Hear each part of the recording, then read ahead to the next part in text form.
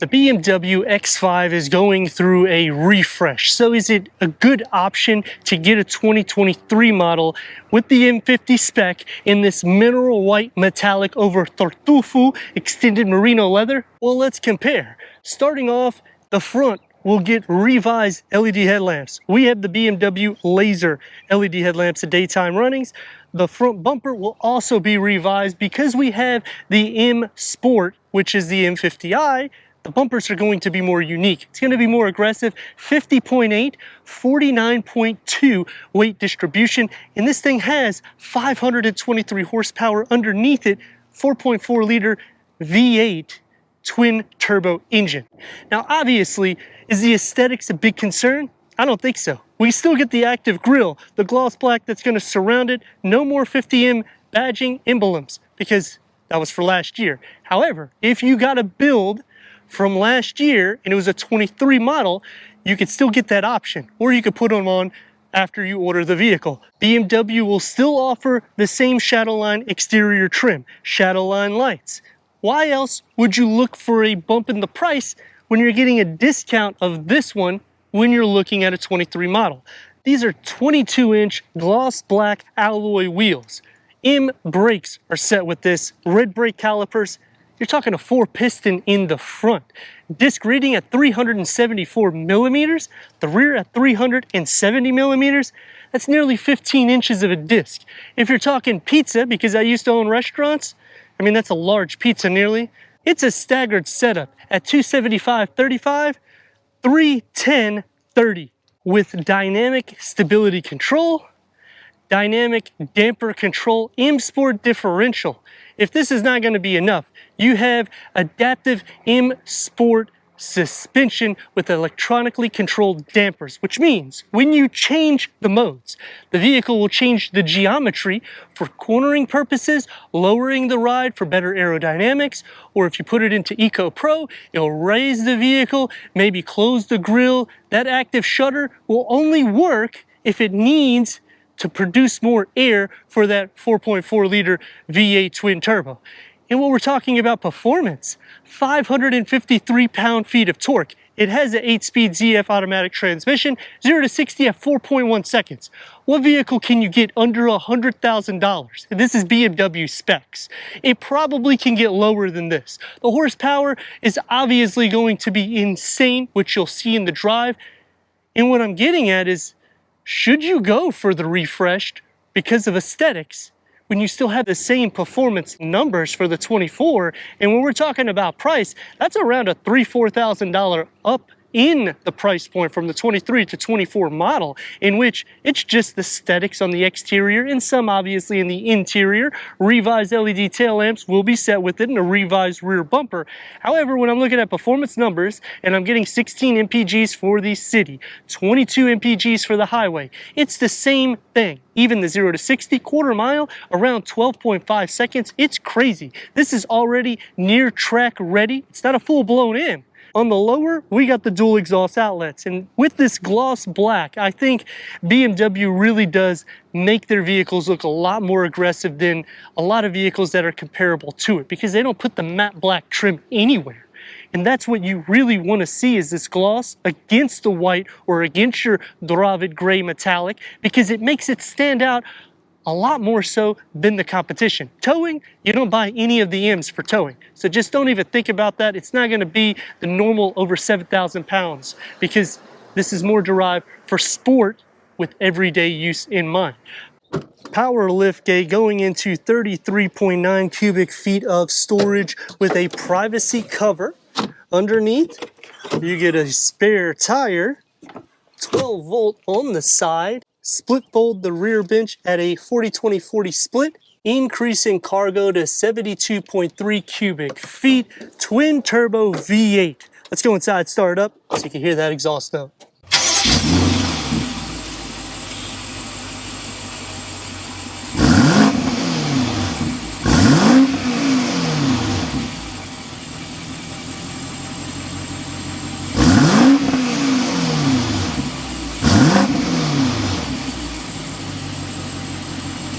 Going inside the M50i, It has good clearance. You don't need running boards, no soft close. That will be an option. Headroom at 40.8 inches, leg space at 39.8 inches. 22-way power seat adjustments with the extended merino leather, ventilated, heated, massage, memory for the passenger and the driver. The new Sensatech dashboard with the contrast stitching, satin aluminum that brushes into the carbon fiber that will wrap through the whole center of the dash with a 12.3 instrument cluster.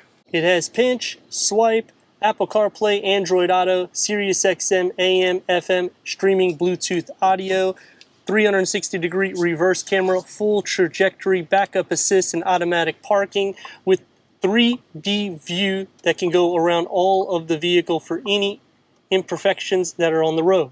Car wash view shows the front trajectory to make it easy to pull in. Dual zone climate control for the front occupants. The carbon fiber goes around the glass controls. iDrive 7.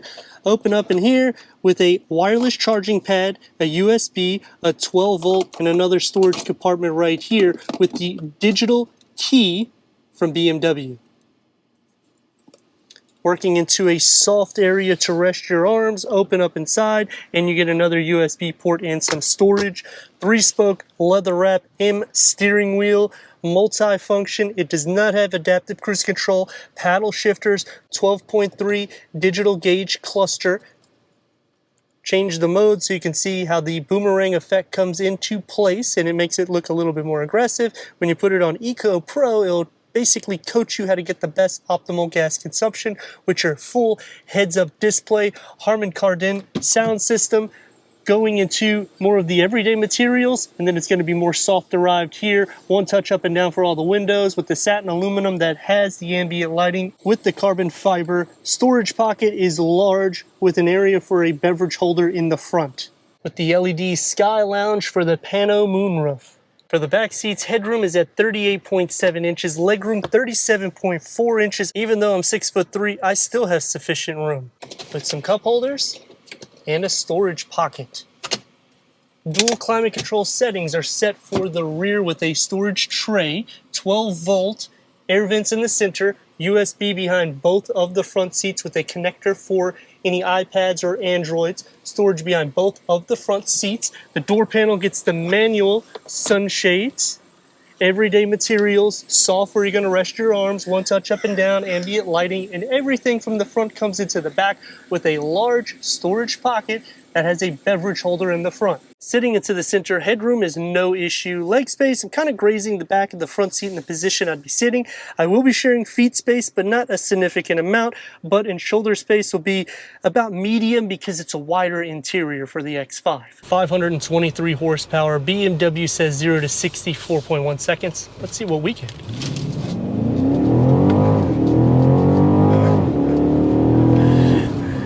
And the brakes. It really tightens up to give you that performance. Anything with this type of power, I mean, it's crazy. Weight distribution is so close to 50-50, it's insane. I mean, 50.8, 49.2. You could do this with an SUV, and you're not flying off the road. And on the end,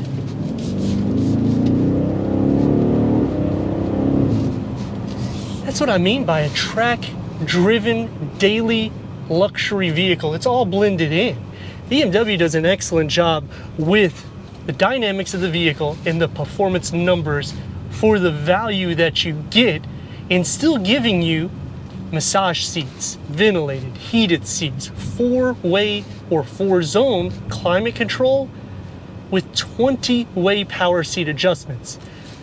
We're in a time that the 24 is coming out in another month or so. In the North American market, we may not see it for a couple of months. Therefore, is it even worth looking or optioning a 24? Because you're going to pay another $3,000 to $4,000 just on the MSRP, not including if, or more than likely, the features that you add will also escalate that price. You're getting the same performance. Yes, you're going to get that iX dashboard, and even in the center here is going to be changed. But I like this setup. It is the iDrive 7, so it's not the iDrive 8, which also gives you 5G capabilities, but this still is unique in its way, especially when you get the carbon fiber interior, because it really stresses that performance, and yet I'm not feeling it in the seat. I'm feeling comfortable, which typically if you actually go to an M or an M competition for the X5, the seats will be a little bit more debatable on the comfort side. And most people, it takes about 500 to 1,000 miles to get adjusted to it, and yet you're getting this with nearly the same power. Yes, I know there's a bit of a difference. You can go up to 617 horsepower at the wheel, but still, when you're at 500, anything over 500, and I know it's not 5, it's 523, that's a lot with a twin turbo V8. 553 pound-feet of torque is what we're going to show you right now.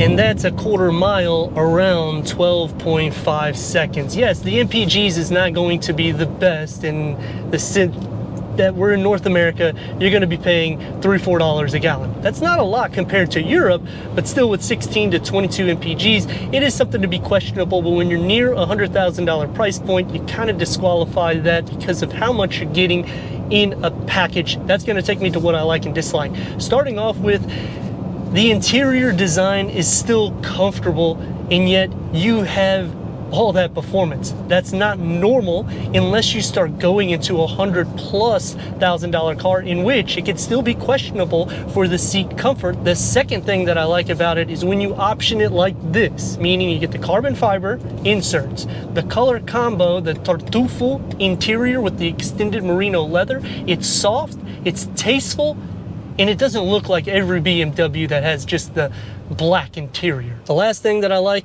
because this doesn't have the iX screens, everything isn't app-derived, meaning I gotta pay a subscription. So I can actually get massage seats.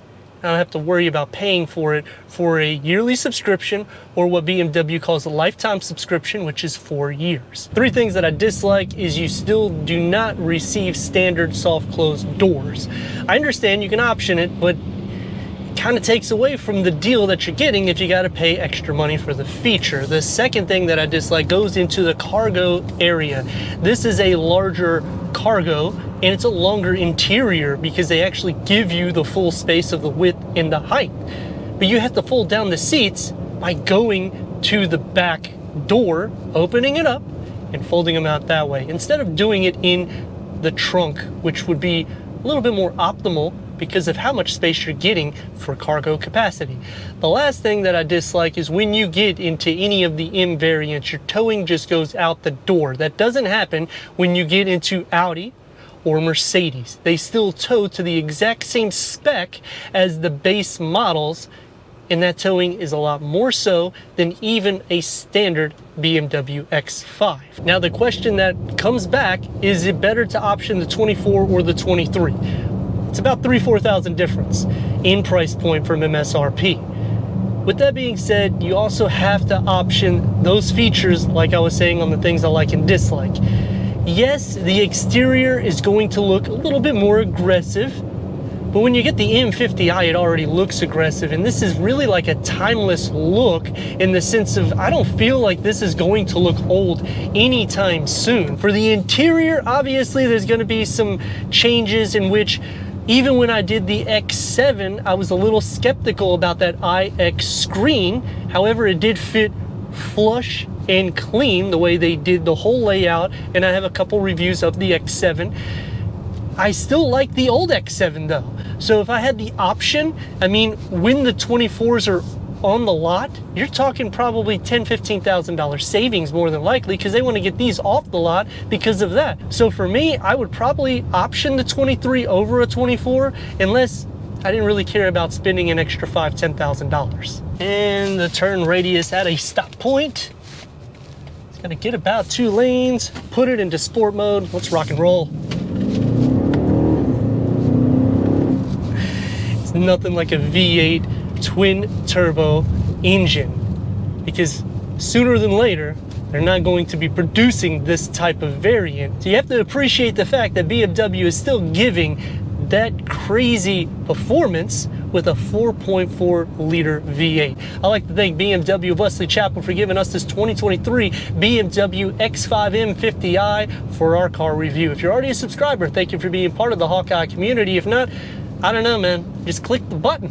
Click the next video and the subscribe button. Check out the merchandise, website, and Instagram. Leave a comment and a like.